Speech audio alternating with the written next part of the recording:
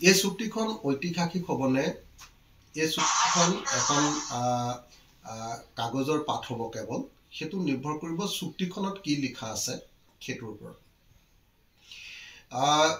আলফাৰ মূল যেটো ৰাজনৈতিক প্ৰশ্ন আছিলে মূল ৰাজনৈতিক প্ৰশ্নটো আছিলে তেওঁলোকৰ স্বাধীন অসমৰ প্ৰশ্নটো আছিলে তেওঁলোকৰ কাৰণে মূল ৰাজনৈতিক প্ৰশ্ন বা অসমৰ সাৰ্বভৌমত্ব বা স্বাধীনতাই আছিলে তেওঁলোকৰ কাৰণে মূল ৰাজনৈতিক প্ৰশ্ন এতিয়া মূল ৰাজনৈতিক প্ৰশ্নটোতো ইয়াত স্পৰ্শ কৰিব নোৱাৰে এই যেটো প্ৰশ্ন সেইটোতো তেওঁলোকে স্বাধীনতাৰ প্ৰশ্নটোতো ইয়াত নাহে আলোচনাত কেতিয়াও স্বাধীনতা ক'ত হয় আৰু তো এতিয়া মূল ৰাজনৈতিক প্ৰশ্নটো স্পৰ্শ কৰিব পৰাকে কিবা প্ৰশ্ন আহিবনে নাই সেইটোৰ ওপৰতে আমাৰ চুক্তিখন সফল চুক্তি নে বিফল চুক্তি দেখুৱা চুক্তি নে ঐতিহাসিক চুক্তি এটো নিৰ্ভৰ কৰিব মই ভাবো যে ভাৰতৰ সংবিধানে দিয়া ৰাজ্য এখনৰ কাৰণে যেটো ৰাজনৈতিক বা অৰ্থনৈতিক অধিকাৰৰ যেটো প্ৰশ্ন আছিল হেতু ভাৰতৰ সংবিধানে 370 অনুচ্ছেদৰ জৰিয়তে দিছিল কাশ্মীৰৰ কাৰণে দিছিল জম্মু কাশ্মীৰৰ কাৰণে হেতুটো ইতিমধ্যে বিজেপিয়ে নাকচে কৰি দিলে গতিকে এটুক লৈ আলোচনাই সম্ভৱ নহয় এতিয়া বিজেপিয়ে সেই ধৰণৰ ফেডাৰেলিজম নিবিচাৰে এতিয়া দ্বিতীয় বস্তুটো আহিলে যে এতিয়া আছে ভাৰতৰ সংবিধানত সাংবিধানিক ৰক্ষা কবচ এটাই আছে ৰাজ্যবিলাকৰ কাৰণে 371 এৰ পৰা 371 জেৰ ভিতৰত 371 এ টো দিছে নাগালেণ্ডক মাটি আৰু মাটিৰ তলত থকা সম্পদৰ অধিকাৰ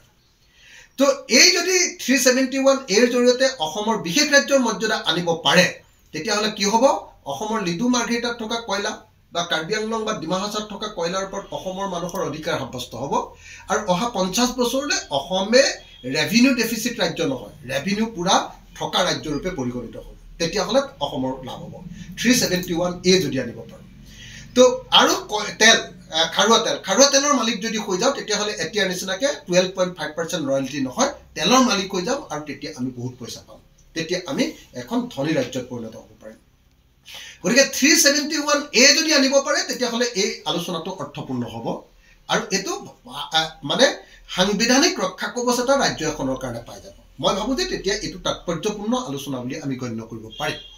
দ্বিতীয়তে 371 জি আছে আপোনালোকে সকলোৱে জানে যে হেৰিয়াৰ কাৰণে মিজোৰামৰ কাৰণে হেতু পালেও হৈ যায় তাৰছত 371 জে আছে আপোনালোকে সকলোৱে জানে যে এটো 371 এফ আছে সিকিমৰ কাৰণে সিকিমৰ বিশেষ ধৰণৰ লেফসা সম্প্ৰদায়ৰ কাৰণে আসন সংৰক্ষণ সংসদত আৰু বিধানসভাত আসন সংৰক্ষণ বিধানসভা আৰু সংসদত অসমৰ খিলঞ্জীয়া মানুহৰ কাৰণে আসন সংৰক্ষণ অসমীয়া মানুহৰ কাৰণে আসন সংৰক্ষণৰ প্ৰস্তুতি যদি 371 এফৰ জৰিয়তে যদি নিশ্চয়তা কৰিব পাৰে তেতিয়া হলো হেতু গুৰুত্বপূৰ্ণ কথা আৰু তাৰ পাছত আহিলে 371 জে এটো দিছে কৰ্ণাটকৰ কাৰণে সেই কৰ্ণাটকৰ কাৰণে দিয়া তত কি আছে যে চাকৰি বাকৰি আৰু অন্যান্য আসন সংৰক্ষণ এই প্ৰশ্নটো আছে গৰে এতিয়া 371 এৰ পৰা 371 জেৰ ভিতৰত যেটো ভাৰতৰ সংবিধানে যেটো সাংবিধানিক ৰক্ষা কবচ ৰাজ্যবিলাকৰ কাৰণে বিশেষ ৰাজ্যৰ মৰ্যাদা ৰাজ্যবিলাকৰ কাৰণে দিছে যদি এই চুক্তিখনে আলফা আৰু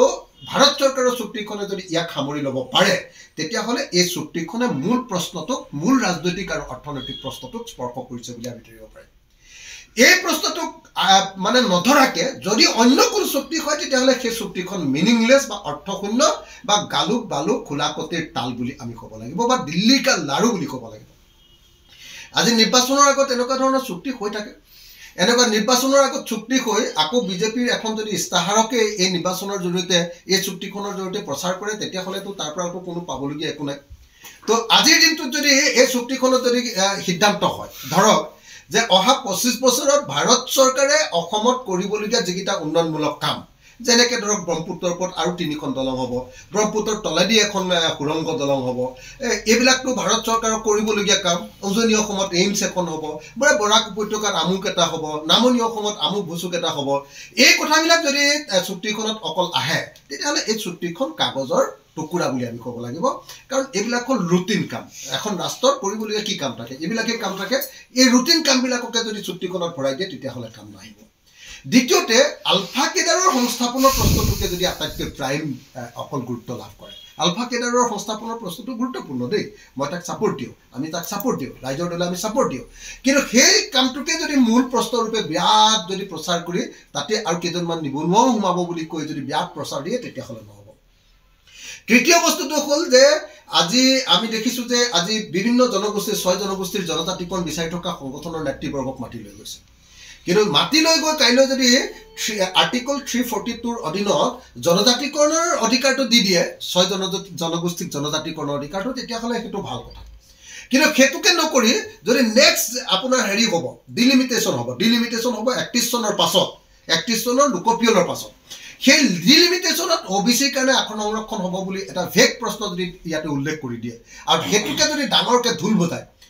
সৰকাৰি মিডিয়া বিলাকে ডাঙৰ ডাঙৰ ঢোল বজায় মুখ্যমন্ত্ৰীক একদম মালা পিন্ধায় গৃহমন্ত্ৰীক মালা পিন্ধায় বা আলফা নেতৃবৰ্গক মালা পিন্ধায় এটা ইউফোৰিয়া তৈয়াৰ কৰিব খুজে তেতিয়াহ'লে তাৰ পৰা অসমৰ একো লাভ লোকচান নহ'ব তাৰ পৰা পাবলগীয়া একো নাই কিন্তু বিজেপিৰ লাভ হ'ব ইলেকশ্যনৰ কাৰণে লাভ হ'ব তাৰ পৰা একো নাপাব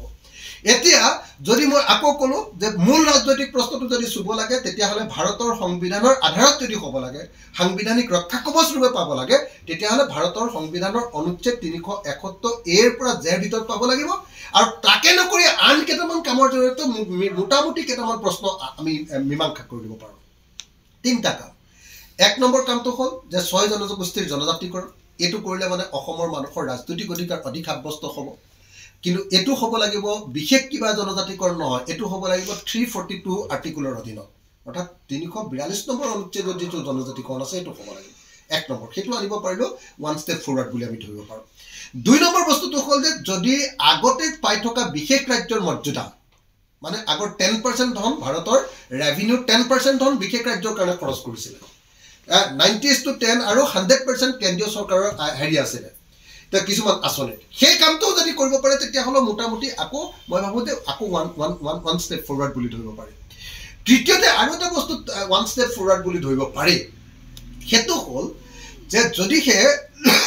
আলফা চৰকাৰৰ এই আলোচনাৰ জৰিয়তে আপোনাৰ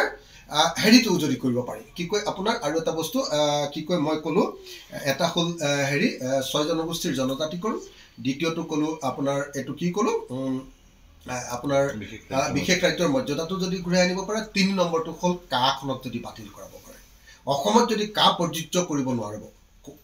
নোৱাৰিবৰ কাৰণে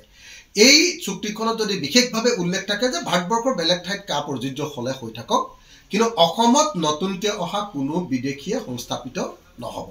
অসমত কাকো নাগৰিকত্ব দিয়া নহব এই প্ৰশ্নটোৰ যদি মীমাংসা কৰি আনিব পাৰে তেতিয়াহ'লে এটো ওয়ান স্টেপ ফৰৱাৰ্ড মই তেতিয়ালে কংক্ৰিটকে চাৰিটা কথা কলো দেই এটা আপোনালোকে বেলেগ ধৰণে যাতে মানে বেলেগ প্ৰচাৰ নহয় এই মূল চাৰিটা প্ৰশ্ন প্ৰচাৰ হ'ব লাগে এক নম্বৰ অসমক বিশেষ সাংবিধানিক ৰাজ্য ৰূপে 371 এৰ পৰা 371 জেৰ ভিতৰত এই ধাৰাগিটা পাব লাগে দুই নম্বৰ অসমে যদি হেতু নাপায় তেতিয়াহ'লে আগত যেটো পাই আছিল অসাংবিধানিক আছিল হেতু তথাপি হেতু বিশেষ ৰাজ্যৰ মৰ্যাদা এটা পাই আছিল য'ত ৰেভিনিউৰ এটা নিৰ্দিষ্ট অংশ বিশেষ ৰাজ্যৰ কাৰণে আহে আৰু 90:10 বা 100% খৰচ কেন্দ্ৰীয় চৰকাৰে আঁচনিবিলাকত বহন কৰে এটো যদি পায় নহলে বা কাখন অসমত প্ৰযোজ্য নহব বুলি যদি সিদ্ধান্ত আনিব পাৰে